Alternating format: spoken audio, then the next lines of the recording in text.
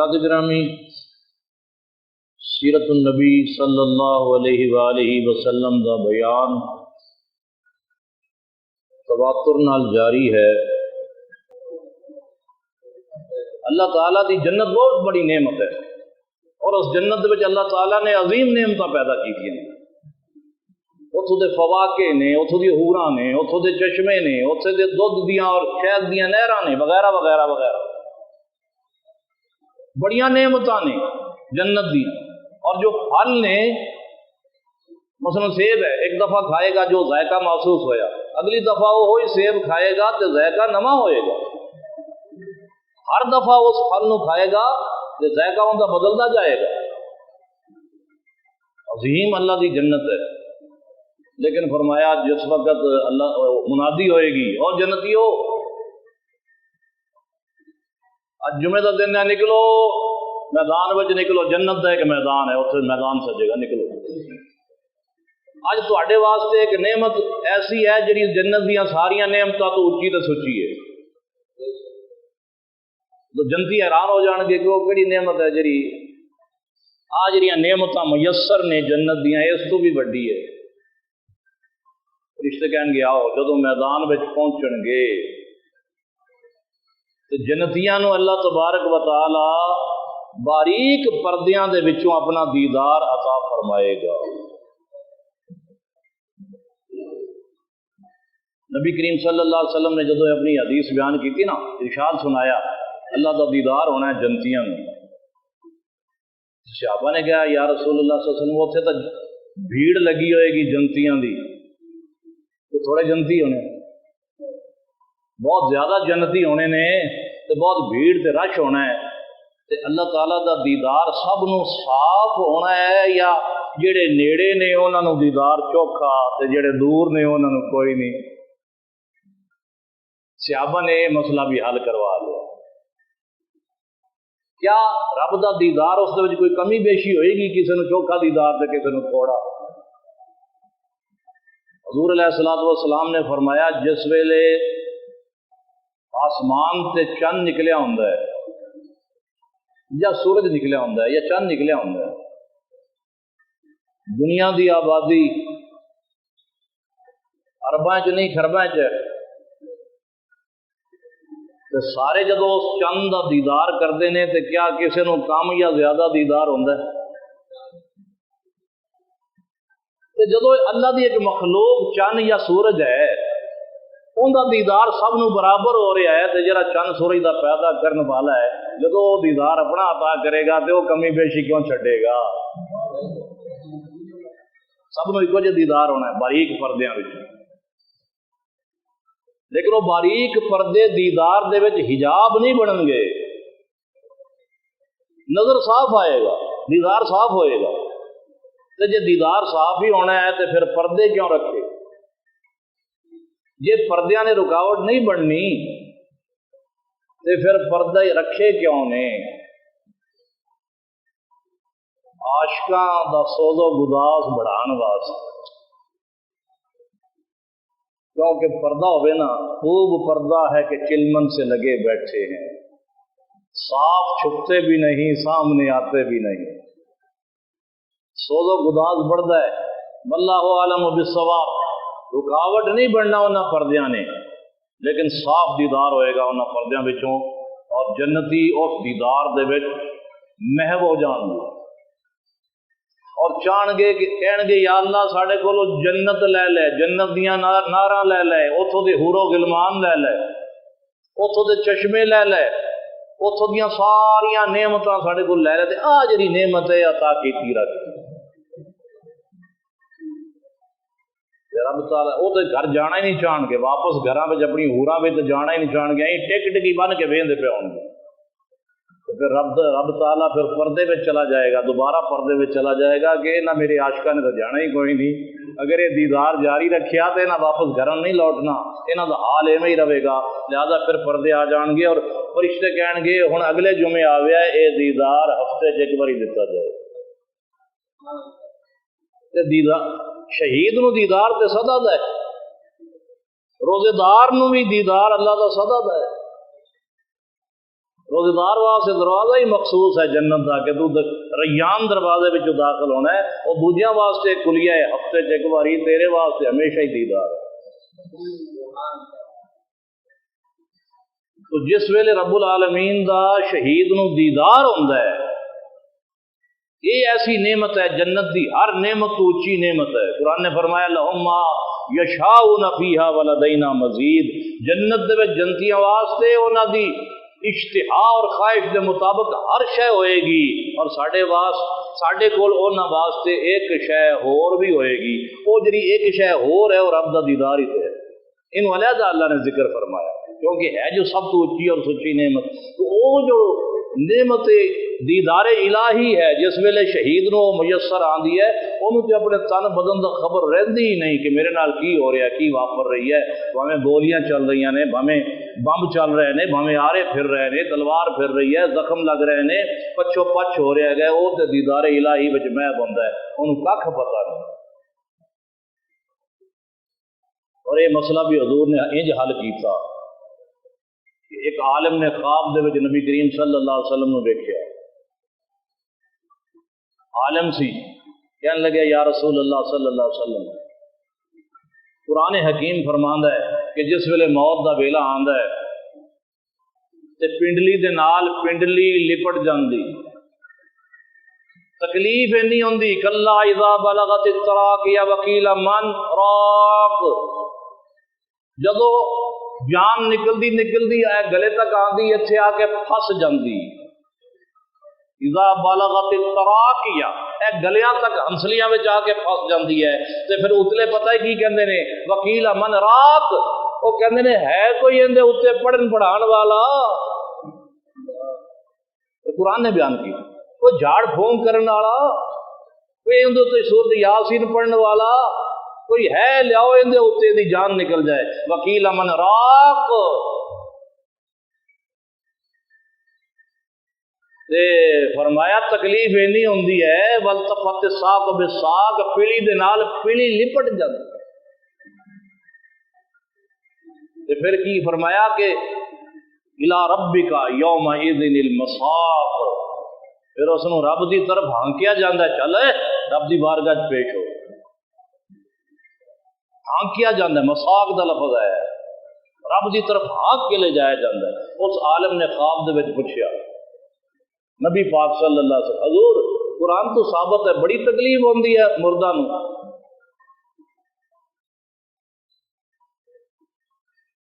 لیکن فرمایا یا رسول اللہ یہ تہاڈا فرمان ایک ہے، ایک حدیث نظراں وچ گزری ہے کہ تسی فرماندے ہو کہ مومن دی جڑی جان نکلدی ہے اتنی آسانی نہ نکل جاندی ہے جویں آٹے وچ وال کھچ لیا، آٹے وچ وال ہے تے انہوں کر کے کھچ لو تے مومن دی جان اتنی آسانی نہ نکل جاندی۔ حضور تہاڈا فرمان ہے؟ فرمایا ہاں ہے۔ حضور قرآن تے کہندا ہے بڑی اوکھی نکلدی ہے، بڑی تنگی ہوندی ہے، بڑی تکلیف آندی ہے، تسی فرماندے ہو ایں آٹے جویں وال کھچ، یہ تطبیق کیویں ہوے؟ یہ دونوں گلاں آپس وچ رلائیے کیویں؟ قرآن نو منیے کہ حدیث نو منیے؟ نبی کریم صلی اللہ علیہ وسلم نے فرمایا تیرے سوال دا جواب سورہ یوسف وچ ہے،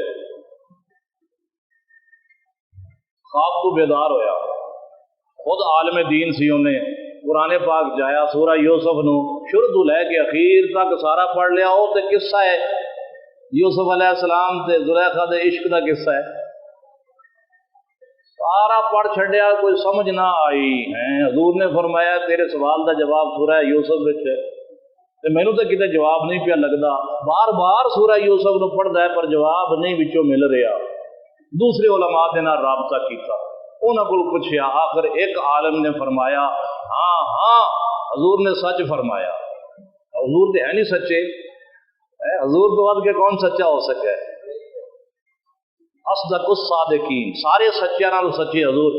اس عالم نے کہا ہاں ہاں تیرے سوال دا جواب واقعی سورہ یوسف دے وچ ہی ہے۔ انہوں نے کہا جناب جے تانوں سمجھ آ گئی تے مینوں دس دو کتھے ہے؟ فرمایا پڑھ سورہ یوسف نو اس مقام تو پڑھ جدو زلیخا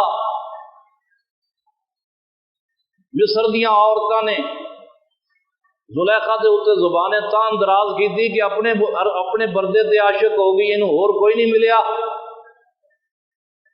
ملکہ ہو کے شہزادی ہو کے دیکھو دل بھی دیتا اس تو کنوں دیتا اس اپنے غلام نو دل دے دیتا، انہوں اور کوئی نہیں لبیا، انہوں نے دیتا تانا، تے تانا حضرت زلیخا نے بھی سن لیا، کنی پیا تے آپ نے سوچا پھر جس نو تانا دے رہی ہیں نا غلام کہہ کے ذرا انہوں نے بکھا ہی دینا، انہوں نے کیتی دعوت، وہ عورتیں جدو آ گئیاں انہوں نے ہاتھ سے آپ نے پھڑایا ایک ایک سیب یا ایک ایک ناک انہوں نے ہاتھ وچ دیتی تے سب دے ہاتھ وچ ایک ایک چھری بھی دیتی تے کہا لے ہن جس بردے دے حوالے نال تسی مینوں تانا دیندیاں ہو میں اپنا بردہ تواڈے سامنے لیان لگی ہاں، جس ویلے میرے محبوب دا دیدار کریا ہے تے اس ویلے تسی محبوب دے دیدار دی خوشی وچ اس پھل نو کٹ کے کھانا ہے۔ چنانچہ حضرت زلیخا نے کہا یوسف علیہ السلام نو آپ تے پردے وچ رہندے سن، آپ با پردہ رہندے سن۔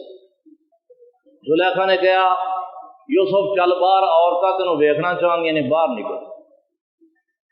سیدنا یوسف علیہ السلام نے کہا کہ مینوں پردے وچ رہن دے، غیر محرم عورتاں دے سامنے مینوں نہ لے جا، کہا میں تو میرا غلام ہے اور غلام واسطے ضروری ہے کہ اپنے آقا دا حکم مننے، اس واسطے میں بطور آقا تینوں حکم دینی ہاں کہ باہر نکل۔ ٹھنڈا سا بھریا کہ اچھا زلیخا مڑ تیرے غلام جو ہے۔ بے پردہ جدو باہر تشریف لے آئے انہاں خواتین نے جدو یوسف علیہ السلام نو ویکھیا تے قرآن فرماندا ہے سورہ یوسف فلما رأیناہ، جس ویلے انہاں نے یوسف علیہ السلام دا دیدار کیتا قطعنا ایدیہن، او پھل کٹنے سن تے چھری چل گئی انہاں دی اونگلاں دے اوتے تے اپنے ہاتھ کٹ بیٹھیاں۔ وَقُلْنَا حَاشَ لِلَّهِ مَا هَذَا بَشَرًا، تے قصیدے پڑھ دیاں پیاں نے، کہندیاں پیاں نے اللہ دی قسم یہ تے انسان ہے ہی نہیں، اللہ دی قسم ہے انسان، قُلْنَا حَاشَ لِلَّهِ مَا هَذَا بَشَرًا، یہ کوئی بندہ انسان ہے ہی نہیں، ان هَذَا إِلَّا مَلَكٌ کریم، یہ تو کوئی معزز فرشتہ ہے۔ معلوم ہویا جتھے ہوئے نا محبت اتھے انسان بھی فرشتہ نظر آندا ہے، تے جتھے ہوئے دل وچ کھوٹ اتھے پھر نور بھی بشر ہی نظر آندا ہے۔ اللہ نے جس نے نور سراپا نور بنایا ہوئے جی محبت دی کمی ہے تو پھر اتھے بار بار کی کہندا نور نہ کہے، نور ثابت نہیں ہے، انہوں نور بھی بشر نظر آندا ہے، تے جتھے آ جاوے محبت اتھے یوسف علیہ السلام انسان نے بشر نے، تے عورتاں کی کہہ رہی ہیں نے، قرآن گواہ ہے قلنا ما ھذا حاشا للہ، اللہ دی قسم ما ھذا بشر، یہ تے بندہ ہے ہی نہیں، یہ تے انسان ہے ہی نہیں، ان ھذا الا ملک کریم، یہ تو معزز فرشتہ ہے۔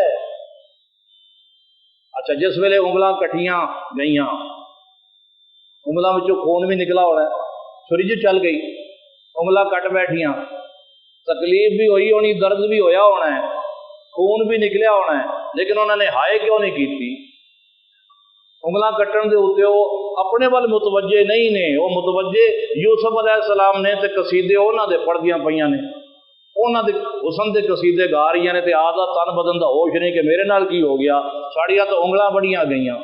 اتھے تے اللہ دا بنایا ہوا ہے، ایک انسان ہے، پیغمبر ہے، جس دے حسن دی یہ خوبی ہے کہ اس نو ویکھ کے خواتین اپنے ہاتھ کٹ بیٹھ دیاں نے، اپنی انگلیاں کٹ بیٹھ دیاں نے، درد بھی ہوندا ہے لیکن احساس کوئی نہیں، خون بھی نکلتا ہے لیکن ادھر توجہ کوئی نہیں۔ اسی طرح اس عالم نے فرمایا، حضور نے فرمایا ہے، تو پوچھا ہے قرآن کہندا ہے تکلیف بڑی ہوندی ہے، کہ حدیث پاک وچ آیا ہے کہ مومن جدو مومن دی جان نکلدی ہے تے ایویں جویں آٹے وچوں وال نکل گیا انہوں پتہ ہی نہیں لگدا۔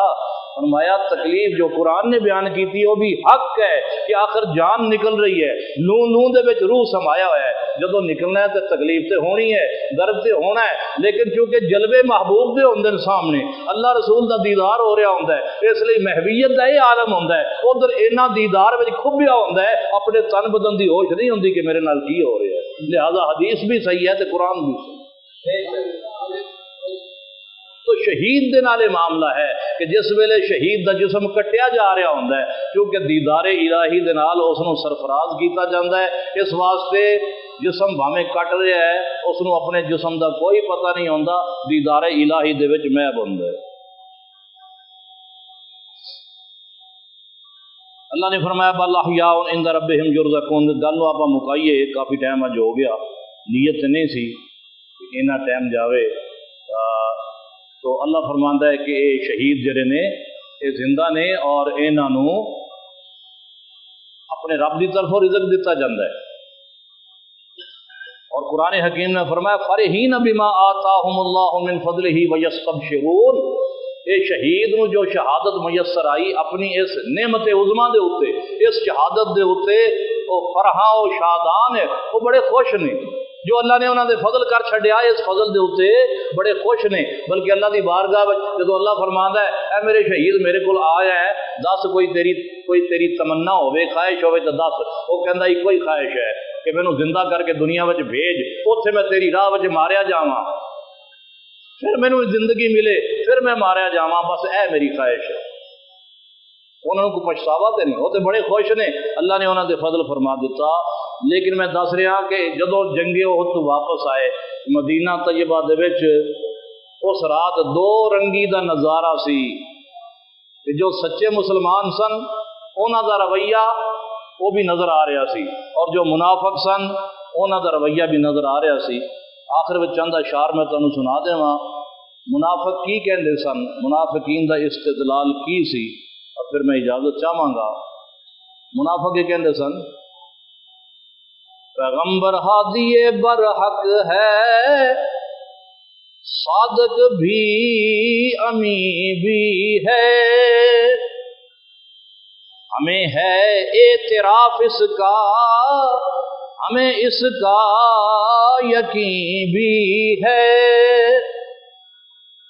انہیں منافقاں دا جو طرز استدلال ہے انہوں سامنے رکھیا ہے، تے اسی اپنا رویہ بھی سامنے رکھنا ہے کہ آپاں کتے کھڑے ہیں۔ یہ تو نہیں جو اللہ نو مندے نہیں سن، رسول اللہ نو مندے نہیں سن، وہ کہندے سانو تو بھائی اسی مننے ہاں، وہ صادق سچا بھی ہے، امین بھی ہے، پیغمبر برحق بھی ہے، اسی اعتراف کرنے ہاں، سانو اندا یقین بھی ہے۔ لیکن معاملہ کتنے آ کے بگڑیا؟ پھر سنو، کہندے نے پیغمبر ہادی برحق ہے، صادق بھی امین بھی ہے، ہمیں ہے اعتراف اس کا، ہمیں اس کا یقین بھی ہے۔ لیکن اپنے آپ کو وہ سیاح سمجھتے سن نا، کہندے نے مگر سارے عرب کی دشمنی بھی تو بڑی شے ہے، نتیجہ دیکھ لو سارا عرب یسرب کے در پہ ہے، خدا جانے احد میں کون جیتا کون ہارا ہے، بظاہر تو ہماری ہی مصیبت آشکارا ہے۔ تو سچے مسلمانہ صحابہ نو کی کہندے نے، مت دی گل کردے نے، کہندے نے ہماری بات کو سمجھو، ہماری راہ پر آؤ،